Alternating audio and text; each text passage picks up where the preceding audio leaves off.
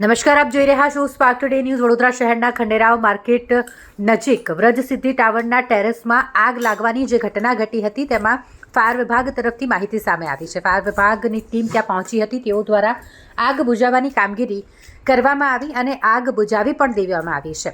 જાણકારી મુજબ જે BSNL ટાવર ટેરેસ પર લગાવવામાં આવ્યું હતું તેના કેબલમાં ફટાકડાના કારણે આગ લાગી હોય તેવી પ્રાથમિક માહિતી સામે આવી છે. હાલ ફાયર વિભાગની ટીમ ઘટના સ્થળે પહોંચી ગઈ હતી અને તેઓ દ્વારા પાણીનો મારો ચલાવીને આગ પર કાબુ મેળવી લેવાયો છે.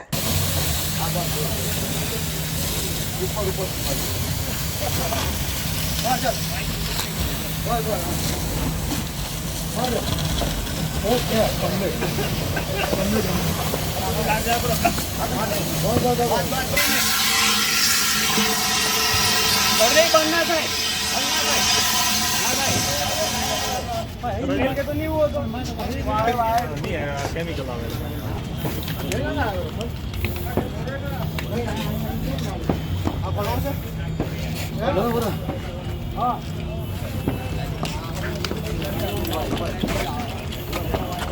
एक बात ना पिला बोले बोले